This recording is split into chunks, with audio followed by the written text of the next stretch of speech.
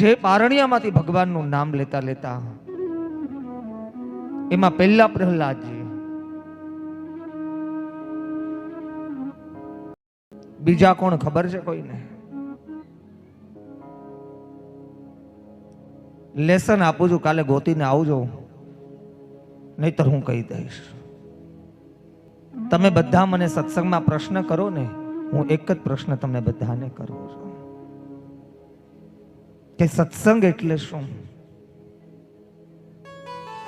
ગઈકાલે રાત્રે જેટલા હાજર હતા, જ્યારે સત્યનો સંગ થાય, જ્યારે ધર્મનો સંગ થાય, કોઈની નિંદાનો વિચાર કર્યા વગર, કોઈના પાપનો વિચાર કર્યા વગર, કોઈના દોષ સામું જોયા વગર કેવલ અને કેવલ ભગવત નામ લેવાનો પરિચય જ્યારે થાય, ત્યારે માની લેવું કે સત્સંગ થઈ ગયો.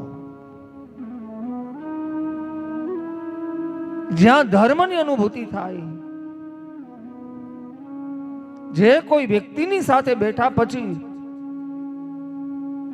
જે વ્યક્તિના વિચાર સારા હોય એની સાથે બેઠા પછી લેશ માત્ર લૌકિકનો વિચાર ન આવે, એટલે સત્સંગ.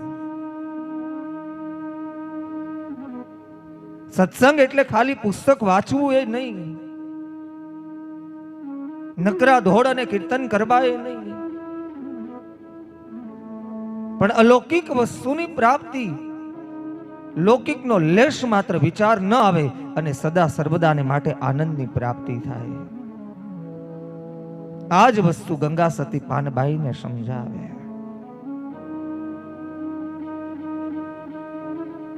કે સદાયને માટે જે વચન અને વિવેકી હોય, જે વિવેકને જાણનારા હોય, જે વચનને પાળનારા હોય,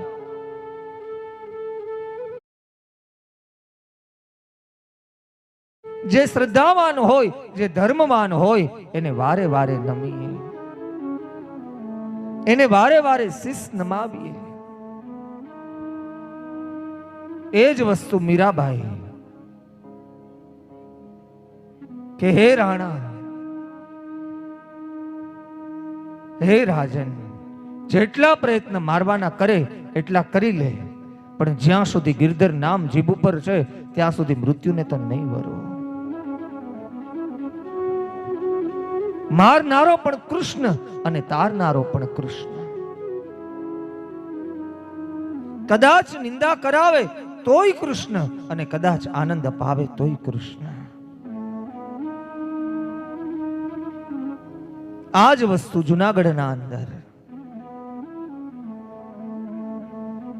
કે સદા સર્વદાને માટે ભક્તિ કરી હોય, આનંદમાં રહી અને આપનો વિચાર કર્યો હોય, કદાચ મંદિરે આવું કે ન આવું, જ્યાં પલોઠી વાળીને બેસું ને ત્યાં મંદિરનું નિર્માણ થાય.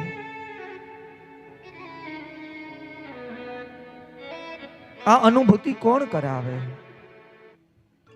કેવલ કૃષ્ણ. એટલા માટે અહીંયા શબ્દ મુકાયો, કૃષ્ણ એવમ ગતિર મર્મમ. જે કૃષ્ણ સુધી ગતિને પહોંચાડે, જે કૃષ્ણની લીલા સુધી પહોંચાડે. અને એ સમય હિરણ્યા કશ્યપ કયાદુને પ્રશ્ન કરે કે દીકરો મારો, સંસ્કાર મારા, ઘર મારું, તમામ વસ્તુઓ, સંસ્કાર મારા, ઘર મારું, તમામ વસ્તુઓ, અને છતાંય આ બાળક નારાયણનું નામ લે. કયાદુએ વિનંતી કરી કે બધું આપનું છે, હે રાજન, કર્મ સ્વકર્મ બધું તમારું, પણ કુખના સંસ્કાર તો મારા ને. એક ચૂલા ઉપર તાવડી મૂકીએ અને તાવડી જ્યારે ફૂટે એને ફેંકી દઈ, એમાંથી જે ઠીકરું છૂટું પડે, જે વસ્તુ એ ઠીકરાને સ્પર્શ કરે વસ્તુ કાળી બની જાય, એ વસ્તુને ડાઘ લાગી જાય. તો એક તાવડીમાંથી છૂટું પડેલું ઠીકરું જો પોતાનો ધર્મ ન મૂકતો હોય, તો માના ઉદરમાંથી પ્રગટેલું બાળક માનો ધર્મ કઈ રીતે ના મૂકે?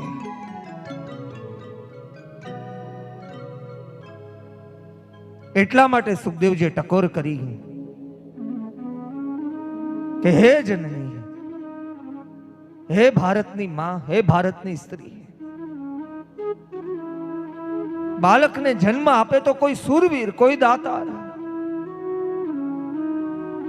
કોઈ કર્મ કરનારા, કોઈ શ્રદ્ધાવાન, કોઈ ભક્તિવાન. આપણે પેલા ગઢિયાઓ કહેતા કે સારા દિવસો જ્યારે હોય ને ત્યારે ગીતાજીનું વાંચન કરવું, શ્રીમદ ભાગવતનું વાંચન કરવું,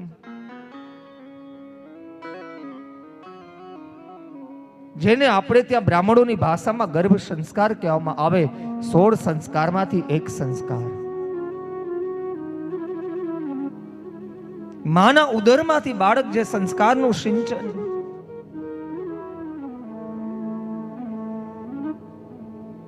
કોઠાઓનું યુદ્ધ અભિમન્યુ માતાના ગર્ભના અંદર જ શીખા અને પ્રહલાદ નારાયણનું નામ લેતા માતાના ગર્ભના અંદર જ શીખી ગયા.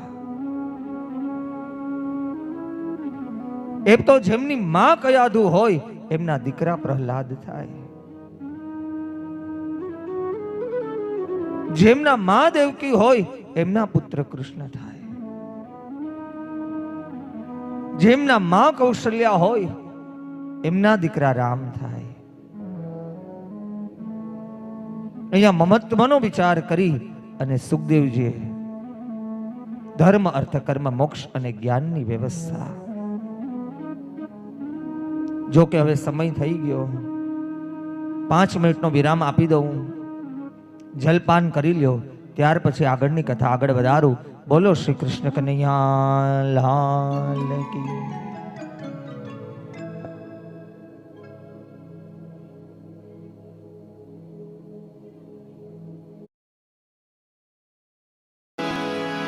અરે સતનો ચટકો લાગ્યા વિના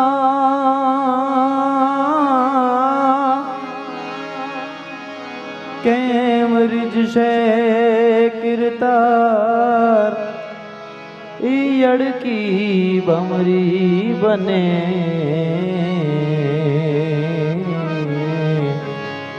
ઈ અડકી બમરી બને. તો આ વાનરને કેટલીક વાર, આ વાનરને કેટલીક વાર સાધુ રે પુરુષનો સંગ યમને રામ, સાધુ રે પુરુષનો સંગ ऐसा है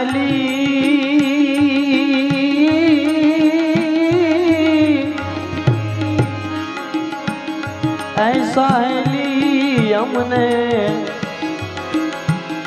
ऐसा है ली हमने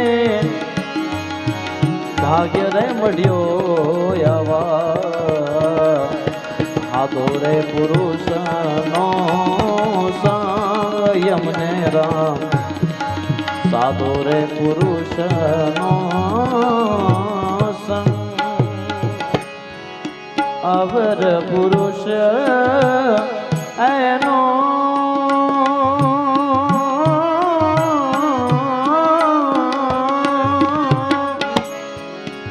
અવર પુરુષ નો આ સંગડો જો કરીએ હરી,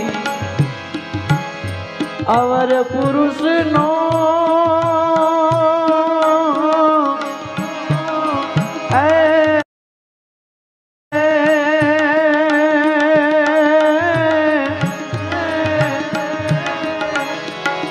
અવર પુરુષ એનો સંગડો જો કરીએ હરી, અને પાડે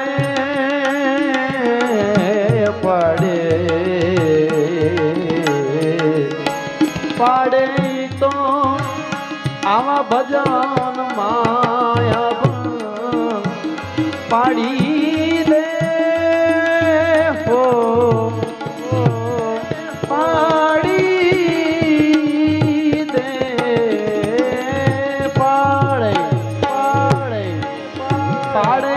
ભજન માવ એ પાડે પાડે પાડી દે ભજન માં આય સાયલી અમને બાજરે મળ્યો આવા સાધુ રે પુરુષ નો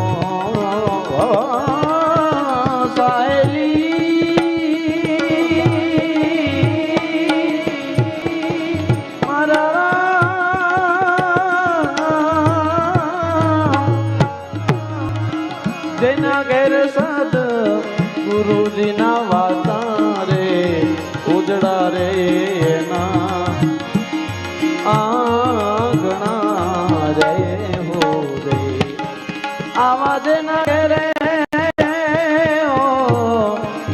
જેના ઘેરે જેના ઘેરે ગુરુ જીના આવા વાસા રે ઉજળા રે આંગણા રે હો રે જેના ઘેર સદગુરુ દીના વાસા રે હરી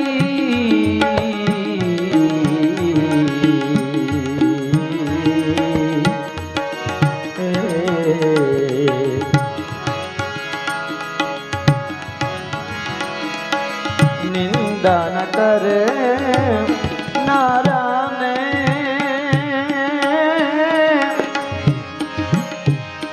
નિંદા ન કરનારાને નિંદા ન કરનારાને નરકે લઈ જાઓ